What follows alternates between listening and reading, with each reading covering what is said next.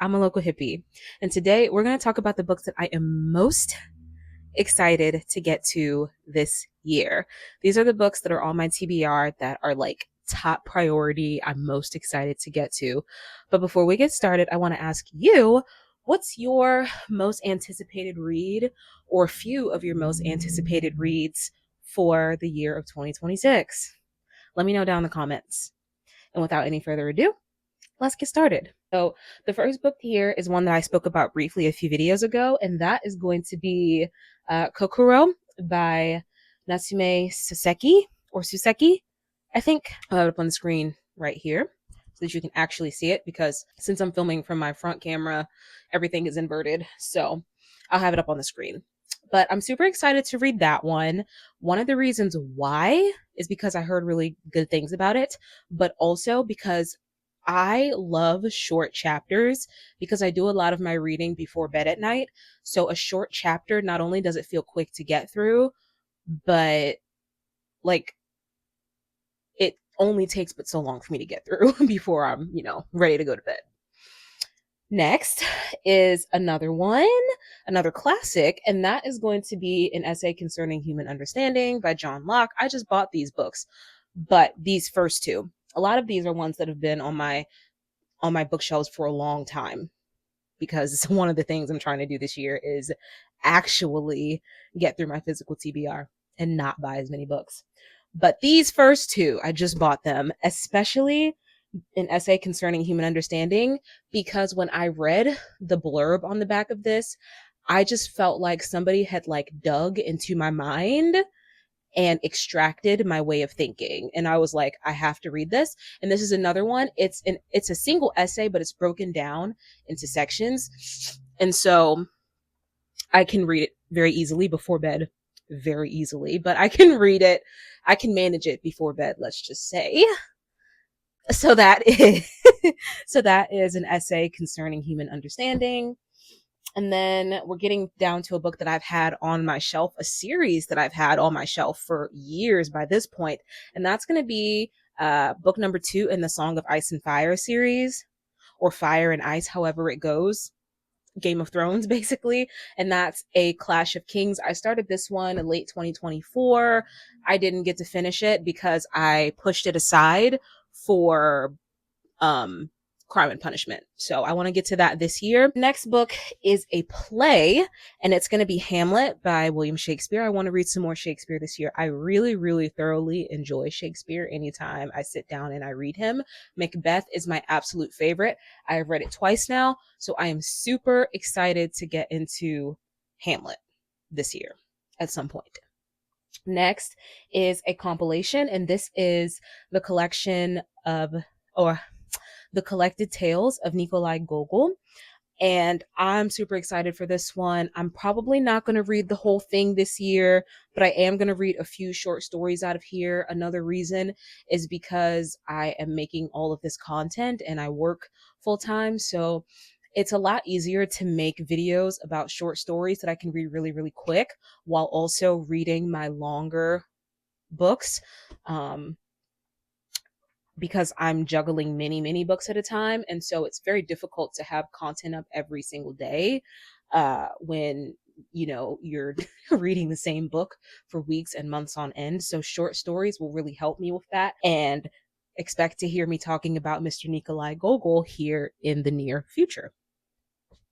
Next is another book that I want to read by the end of the year. And this is a chunky one. So this is that third book that is a part of the 3 big books that I want to read this year, and that's going to be Middlemarch by George Eliot.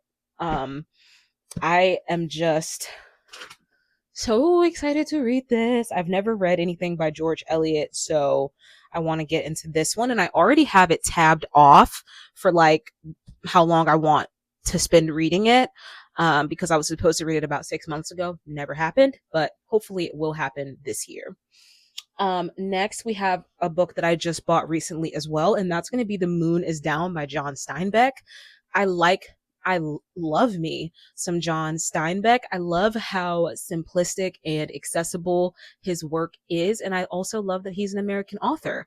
I think if you're someone who wants to get into classics, Steinbeck is a really good place to start, an especially good place to start for the reasons I just listed. He's super simple, um, and straight to the point, and there's nothing very lyrical or sprawling about his writing. It's very just straight to the point.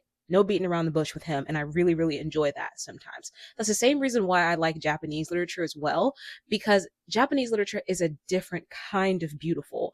It's not flowery and it's not purple and it's not sprawling. It's very straight to the point. It's very blunt, but somehow it still elicits emotion. And I love that. And I feel the same kind of way about John Steinbeck. So that's The Moon is Down. We're getting to the last two books on this list. And this one I've had for a few years as well, and that is going to be Madame Bovary by Mr. Gustave Flaubert. I am excited to read this. This one is it's not even that big. It's only like 300 pages. It is no big deal at all. And I will be reading this like as I'm reading some of those other big ones. And I'm very excited about it. I don't know. I started reading it in 2025, maybe late 2024, early 2025. I just never finished it. I maybe got 3 chapters in and then just ditched it. Not because I didn't like it, but I just ditched it. I don't know. I was in a huge reading slump in 2025, so that could be why. So that's Madame Bovary.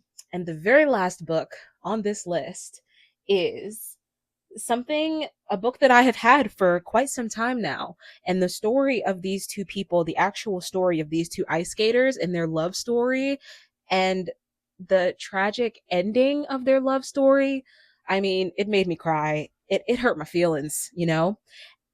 And so I had to buy the book. I had to buy the, I guess it's a memoir, if you will. But it's My Sergei, a love story, by Katerina Gordieva. And I just felt so much when I heard about their love story. And I like ice skating. And so I figured I would pick this up and read it. I'm very excited about this one. I don't know how soon I'm going to get into it, but I can't wait. I can't wait. I'm super excited. I might start it soon, like after I'm done one of the books that I'm reading currently, but I don't know. But yeah, that's every book that I'm super excited to get to this year. And that just must absolutely be read this year, not to be mistaken with my video that I made about the TBR of like the books that I must read, because this is a little different. These are the ones that I'm very, very, very excited about, and have the biggest like pull on my heart, if you will, as I'm reading the three big books. So that's going to be okay. So those are the 9 books that I am most excited to read this year. So yeah, that's going to bring us to the end of the video. I hope you have a good day. I hope you have a good evening. And most importantly, I hope you read a good book, and I'll see you when I see you. Bye.